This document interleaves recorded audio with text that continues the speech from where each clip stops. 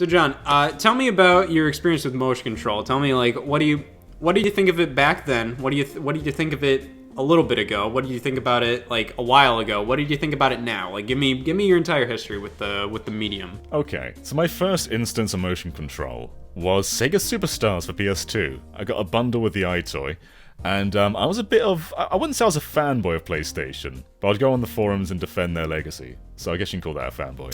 And I would be like, the iToy... You're just being a human being. Yeah. The Wii is an iToy ripoff, I would often say. That was until I got excited for the Wii with Twilight Princess and ended up getting it myself. But I feel like when I first touched Wii Sports, my whole opinion of motion controls just changed. Like it was less of it being maybe a gimmick that can provide fun, and it more being like, oh, this is a serious way of playing games now.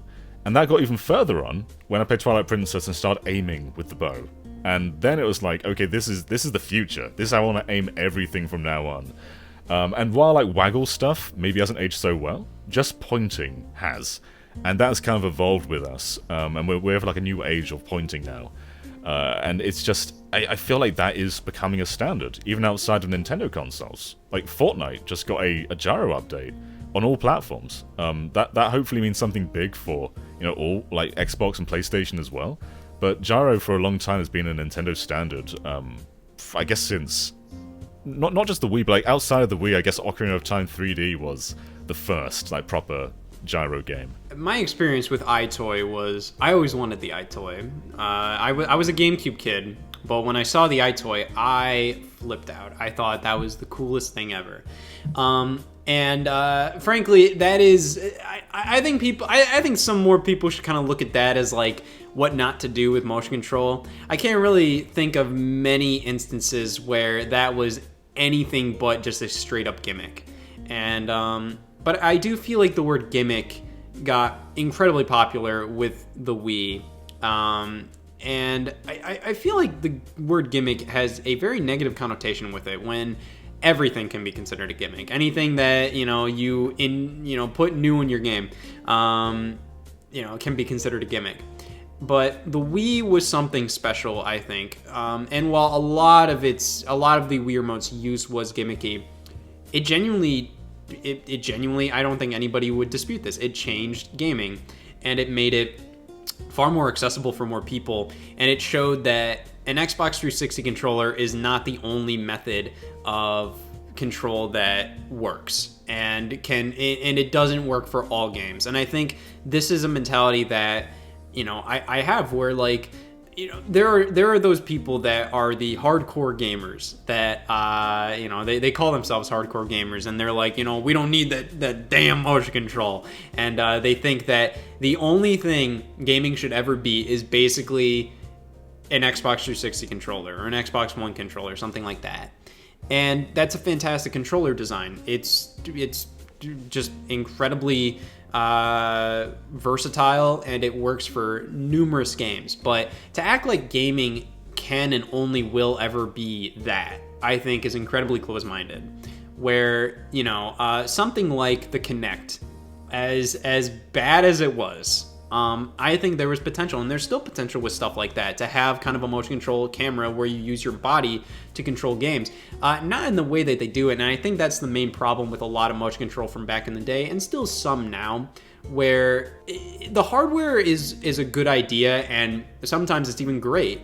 I've been playing a lot of PlayStation Move games on PS3 lately, just to get that whole experience. Everybody needs a PS Move experience in them, and I think the hardware. Have you ever used a PlayStation Move on PS3? I was using a PS Move yesterday.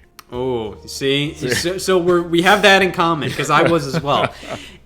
I think the hardware is fantastic. I think the pointing on that thing is incredible. It is so smooth. The controller feels great in your hand. There's some problems with it. Like, I don't like how the start and select buttons are on the side, and how there's no like D-pad or analog stick on the traditional Move controller. You have the navigation controller, but all my navigation controllers have bad batteries, so I always have to plug them into the system and hold it close and all that. But yep. The hardware is fantastic. all the games are horrible. There's barely any PlayStation There's some Move games with that updates that are good. Like Portal 2 is fully playable with a Move controller, and that becomes like a Wii shooter. I did not know about that one. Not only that, though, Yeah. but there is exclusive Portal 2 DLC, where it makes they've got these puzzles specifically designed for motion, and you can like stretch the boxes out and like actually make bridges with the boxes. It's crazy what they did with that. And Resident Evil 5 as well got pointing. Oh, I'm not disputing that. Those are great. I'm talking the exclusive games, but to go off of that, isn't it crazy to see like these games for the PlayStation Move on the PS3 that have the Wii pointing thing? Like I was playing BioShock Infinite. I was playing BioShock Infinite recently with the PS Move, and not only does it feel really good, but it's just this weird feeling where you're seeing this whole thing and it controls exactly like a Wii shooter, but you're playing on PS3. It's almost like this this kind of bizarro realm version of like a Wii U version of these games, or a Wii version of these games, just of higher resolution. But for the PS Move exclusive titles, they are almost all exclusively terrible. Yeah. They are almost all like pretty bad. Where like something like the Sports Champions games, they're okay, but you can tell like they're not nearly as charming or replayable as a Wii Sports or Wii Sports Resort. But the hardware is always really good, and I see that with games, like you said, Portal 2, which I didn't even know that had PS Move support, but it's good that I know that now because I'm going to go out and get the PS3 version. But RE5, I just got RE5 for PS3, and then BioShock Infinite, and even a lot of Sony exclusive stuff like Killzone and Resistance 3. A lot of people from back in the day, and even including myself, really were critical of shooters like that using pointer functionality. And looking back, I'm just like, I don't know, this is pretty good. Yeah. Like, this feels really good. If you give anyone who doesn't play games usually a controller, they will flunder around. Like, they won't quite get how you move and turn at the same time. And I feel like the Wii is almost instantly understandable. Like, there's a small learning curve of moving the camera around while pointing, but games like Resident Evil 4, where the camera doesn't move when you point and the stick makes you move the camera, like, that feels perfect. I don't want to play Resident Evil 4 any other way than pointing at the screen. Like, that is just the perfect way to play that game. And there are still people today, like we were talking about them earlier, but 15 years after the Wii's release, there are still people who are like, I don't want to stand to play games. I don't think they understand what it is. Like, when you play Splatoon 2, you aren't like taking the controller and going like, "Ugh." You're literally just doing these minute micro adjustments. Like, that is it. You're not like radically swinging it everywhere, and that's never been the case. I think people think Wii Sports Bowling, Wii Sports Tennis when it comes to motion, but even shooters on the Wii is literally just like very slight movements. That is it. And like, motion control can definitely enhance a game, I think.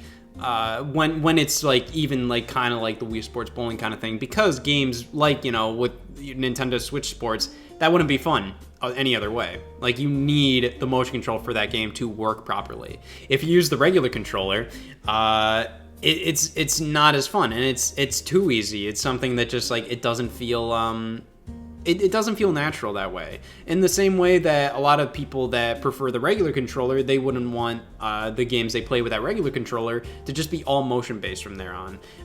It's kind of the same situation where there are some games that just work with motion controls. Where, like, and we saw, like, a new genre of games just be birthed by that Wii era. Where it's just like something like a Just Dance kind of game, you know? That may not be everybody's thing, you know? I haven't played one in years, but it's also like that is like one of the most popular games of all time. Oh, yeah. That, as in, like, that sells all the time. And that would not be possible with a standard controller. You need motion controls. And, you know, I think most hardcore gamers look at that and they see this colorful dancing game with pop songs and stuff, and they think it's just like, well, that's not for me. And I'm like, yeah, that's fair. But you can't look at that and be like, gaming should be this specific way. And I think with, you know, like you said, Ocarina of Time 3D and, you know, with a lot of the Wii U era, I think Nintendo did and even the PS Vita. The Vita did this as well with like Uncharted Golden Abyss did a lot of gyro stuff. And I think around that era, it was kind of discovered that you can combine kind of that Wii Remote style and a regular control style, and it makes for an amazing experience where you just have like this just amazing control. And it's not always perfect. I think like gyro control for regular games like let's say Doom on the Switch. I'm trying to think of other gyro-based games. Like 5? RE5. Yeah. Did RE5 got updated? RE5 gyro, did. right? RE4 didn't for some reason. Yeah. I think because they were probably using... They did that earlier, and they did RE5 and 6 at the same time. I don't know what happened with that. But, I think, like, those are pretty good with gyro. There are some where it's just like, it feels kind of floaty, and it's not as good, and it kind of feels like they half-assed it, frankly. But I still like having the option. I think it's really, really beneficial. But I do still kind of miss just that IR pointer of the Wii Remote, of just being able to know. And even with the PlayStation Move, like I said, the hardware is phenomenal. With like, you can tell exactly why it's so precise. Is because it has this giant glowing orb that it tracks. And it's just like, it feels very, very smooth.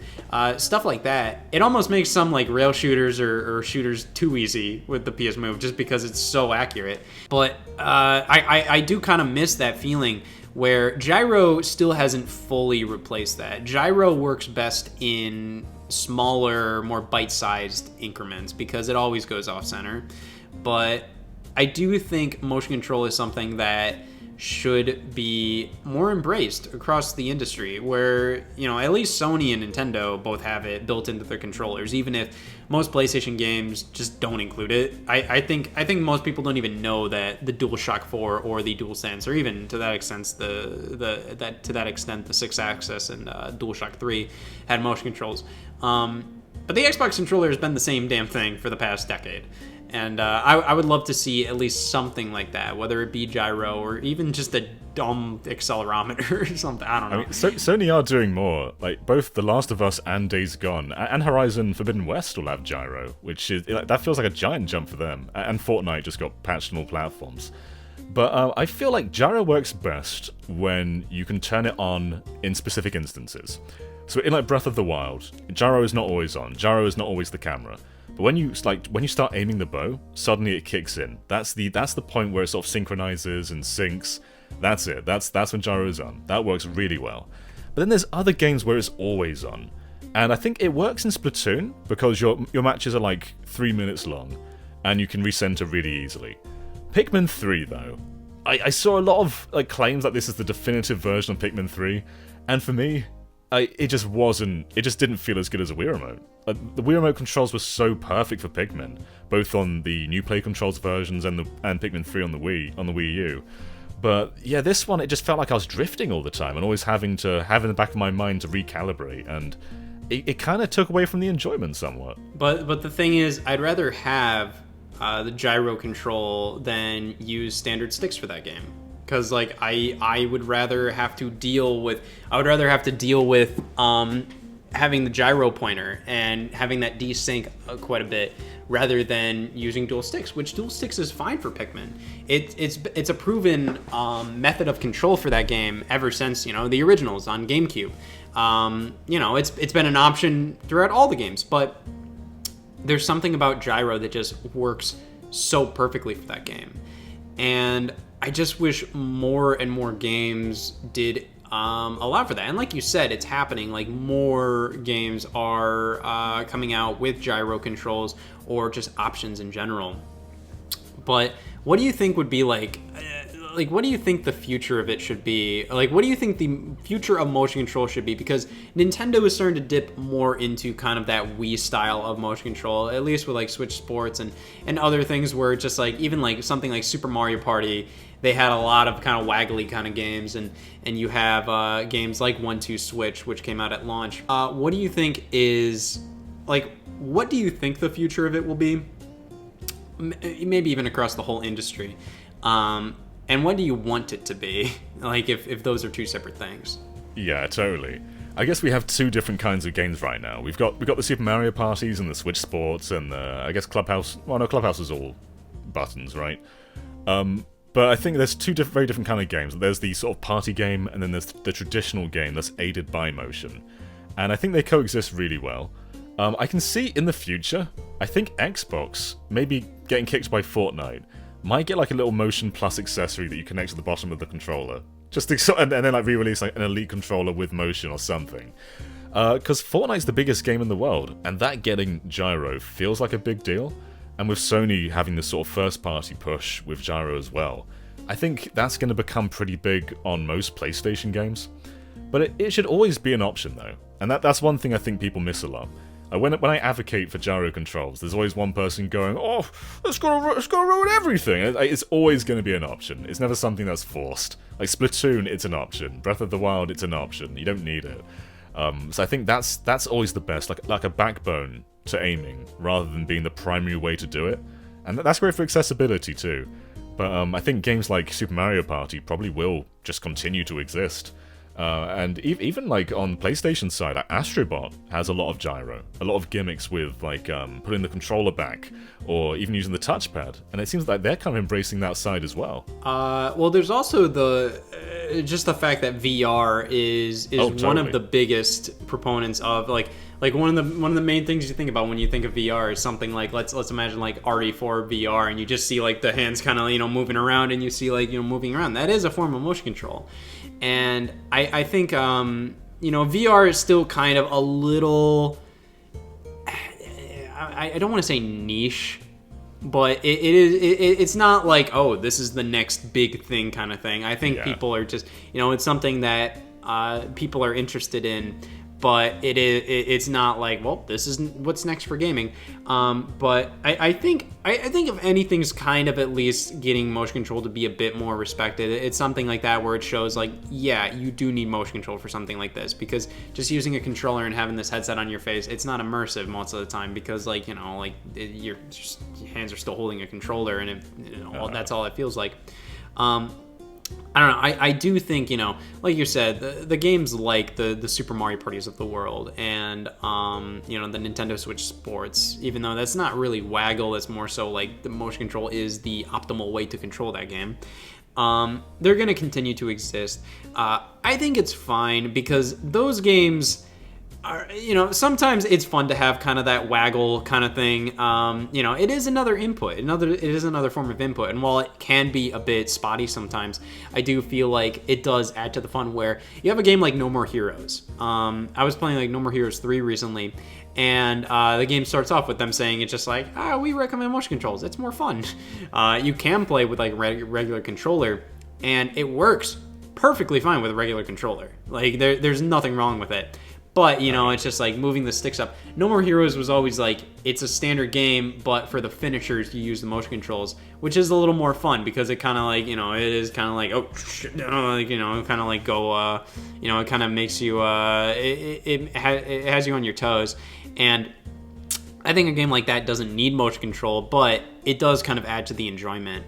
And I feel like, I don't know. I'd be okay with like the game industry going forward with kind of that mentality of like gyro aiming should be a standard, I think. Of course, it depends on how it's implemented, because sometimes it's just, but a lot of times with mostly like the Nintendo stuff, it feels great. I think a game like Splatoon really did. Would you say Splatoon is probably like the first major like? This is the first major gyro shooter? Yeah, I think so. I mean, Ocarina of Time was like 4 years before that, but that was like part of that was a smaller part of the control scheme. It's very specific to certain items. Splatoon, it's always on, and I think that's kind of what got people pushing for gyro to be a big focus. In Ocarina, I thought like, this is really good, but I didn't think like, this is how I want to aim for every game ever. With Splatoon, it's like, yeah, this is it. Yeah, totally. I think Splatoon was kind of what started all this. Well, it's interesting because like that was such like a, I don't know, it just made sense for Splatoon, because like, I mean, you were using the Wii U gamepad, and just that feeling of like, when you're laying down the ink and stuff, just kind of like going back and forth. Like on a stick, I just feel like that just wouldn't be as fun or natural feeling. Yeah, because it's just kind of like going like, doing that to just kind of make sure you get the largest range of area as you're moving forward. It just works better. And I remember like when Splatoon released, there was a bit of pushback where people are like, I don't want that. Like, I don't want motion controls on all the time. And that's fair. You know, some people just don't want that. I think it's a great option to have. If you want to turn it off, I think that's good, because some people, you know, like, they either don't like that, or they might not be able to make that well movements. Maybe they're a little shaky sometimes. And you know, it's good to just have that option turned off if that doesn't work for you. But I think it's a good option to have. It does kind of bring a bit of mouse and keyboard-esque things and the Wii remote kind of into a standard controller. And part of me always wished the Nintendo Switch, because the top of the device is always out of the dock. It's always out of the dock. So I think it would have been a smart idea. They might have probably already tested this, because like this was a feature on the Wii U gamepad. As the top part of the Wii U gamepad was an IR sensor, and you could use that as a sensor bar if you wanted to. And I always thought it would be a good idea to have the sensor bar be on the top of the Switch console itself, because it's already out of the dock. So it's something where it's just like, you already had to position the sensor bar weird. Like, you already had to make sure, like, I feel like that would have worked fine.